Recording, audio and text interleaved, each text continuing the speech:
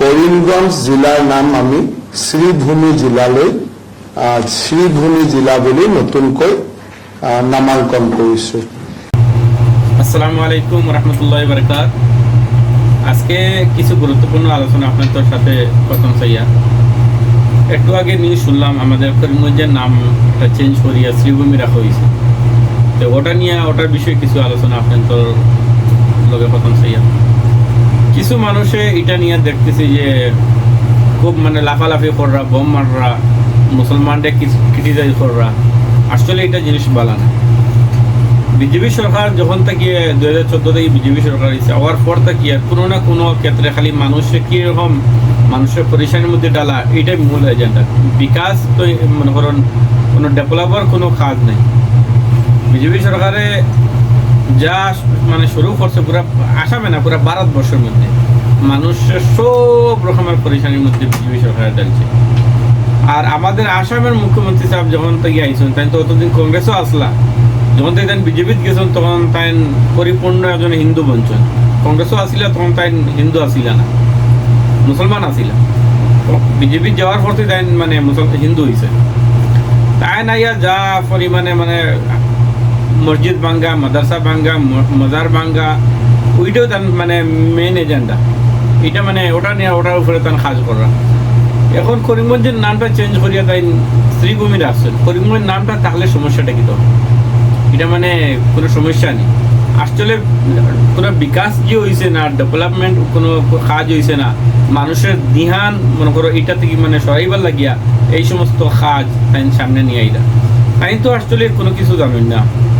মানুষে একটা ডকুমেন্ট হলে মামলিক যখন তাই সিএ আইছিল, আমরা এনআরসি আইছিল, তখন মানুষে কীরকম কষ্ট করছে এটা আসামের আমাদের করিমগঞ্জের মানুষ বা আসামের মানুষে হইতে পারবো মানুষে কীরকমের মানে পরিশানির মধ্যে আসছিল। এর মধ্যে অনেক লোক মারাও গেছে। কারণ একটা ডকুমেন্টের লাগে মানুষের কত জায়গায় যাইতে হয়েছে, মানুষের কত কষ্ট, এটা মানে কইয়া বোঝানি যান না। আমাদের আসামের মানুষের খরচে হিসাবে মানুষে হইতে পারবো। তুমি দেন তো কোনো টেনশন নাই, এখান থেকে বইয়া রাজ্যসভা কইন আর পার্লামেন্টও হইন, অর্ডার একটা বিল একটা নিয়ে আই গেলা, পাস হয়ে গেল। পরবর্তী মানুষের যে কত স্ট্রাগল করে এটা নিয়ে, মানুষের কত পরিশানি কষ্ট, এটা তো আপনাইতে দেবেন না।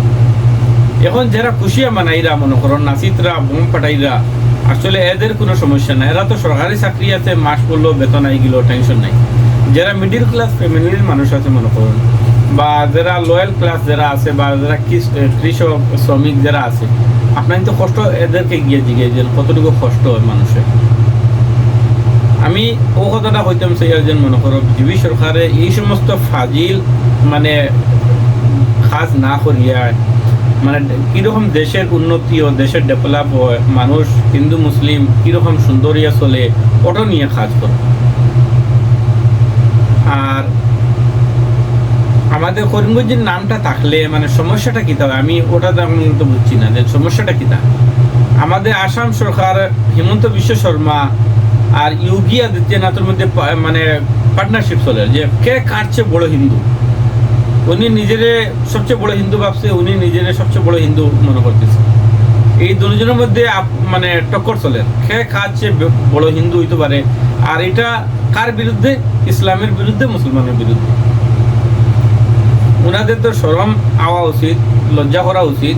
তোমাতান্ডে দেশের জনগণে হিন্দু মুসলিম সবাই মিলিয়ে তোমাতান্ডে নেতা বানাইছে, সিএম বানাইছে, এমএলএ বানাইছে। তুমি দেন তো বুঝতে জনগণের লগে কাজ করতে, তুমি তার করে কি তার সংবিধানের বিরুদ্ধে কাজ করে, এটা তো মানে ঠিক না। আসলে আমাদের এক একটা ডকুমেন্টের লাগে কত জায়গায় যাইতো, কত পরিশানি, 2 দিন পরে পরে আপনি একবার নিয়ে আইবা সিএ, একবার এনআরসি, নানা রকমের পরিশানির মধ্যে মানুষের ডালো। এরকম মানে তোমার নেতা বানানি হয়েছে, সিএম বানানি হয়েছে নি মানুষের পরিশানির মধ্যে ডালো লাগে। একটা কথা আছে নানি, যার লাঠি তার মহিষ। তো আজকে আপনাদের সময় চলে, আপনাদের কররায় কালকে অন্য সরকার আইব, তখন অন্য সরকার আবার নাম চেঞ্জ করব, তখন মধ্যে কষ্টটা কার আইব? সাধারণ জনগণের কষ্ট হইব। আপনার ইচ্ছা মতো আপনি কাজ করলে পরবর্তী সরকারি বহে তার ইচ্ছা মতো কাজ করবো, আর মধ্যে সাধারণ মানুষ তুমি দেন মরো চায় বাঁচো, এটা আমরা দেখে কোনো লাভ নেই। এটা হচ্ছে কিন্তু সরকারের মূলনীতি। তো ওটাও হইতেছে আর মনে করেন এখন সময় আই গেছে আমরা সবাই হিন্দু মুসলিম সব এক হয়ে এখানে যে খালি মনে করেন মুসলিমরা কষ্ট করবো আর হিন্দুরা করতো না এটা কখনো ভাববা না, যতটুকু মুসলমানও করবা ততটুকু হিন্দুও কষ্ট করবা। কারণ যারা সরকারি চাকরিজীবী যারা আছে মনে করেন ওদের তো কোনো টেনশন নেই, যাইব আপনার তার নিজের ইচ্ছা মতো যখন যাইব সরকারের বেতন দেয় টেনশন নাই, টাকা দিয়ে করাইব, লাইনও খাড়া হইব চায় না হইব তার কাজ অটোমেটিকলি হয়ে যাবে। কিন্তু যারা কৃষক শ্রমিক মজদুর যারা আছে সাধারণ মানুষ মিডিল ক্লাস ফ্যামিলি বা লোয়ার ক্লাস যারা আছে সব কষ্ট তো তাদেরই। তো ওটা হইতেছে যে সবাই এখন সময় আই গেছে হিন্দু মুসলিম আমরা যারা আছি মনে করেন মিডিল ক্লাস থেকে নিয়ে আমরা লোয়ার ক্লাস পর্যন্ত যারা আছি কৃষক শ্রমিক যারাও আছে আমরা সবাই মিলিয়া বিজেপি সরকার আসাম সরকারের বিরুদ্ধে আওয়াজ উঠানির সময় আই গেছে। এখন আর চোখ তাকিয়া গরব হইলে হইতো না, এখন সব বাড়িতে হইব, সবে নিজের কাজ নিজে করতে হইব।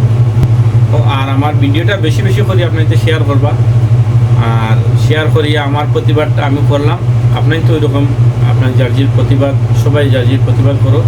আমরা ওনার বক্তব্য আমরা কেউ সন্তুষ্ট নাই, উনি ওনার বক্তব্যটা রিটার্ন নৌকা যা করিমগঞ্জের নাম যা করিমগঞ্জ আছে করিমগঞ্জই থাকলেও এইটাই সুন্দর। এইখানে যে করিমগঞ্জ নাম আছে আর আমরা যে মনে করেন করিমগঞ্জের মুসলমান যারা আছে এরা যে হিন্দুদের যে থাকতে দেন না বা মারপিট করে বা ওদের সাথে কোনো খারাপ আচরণ এরকম কিছু নেই, আমরা খুব সুন্দর মতোই চলছি, হিন্দু মুসলিম সবাই মিলে খুব সুন্দর মতো চলছি। এটা RSS এর একটা এজেন্ডা। আর করিমগঞ্জ নামটা করিমগঞ্জ আছে, করিমগঞ্জও থাকতে দেব, এটার নাম চেঞ্জ করার কোনো দরকার নেই।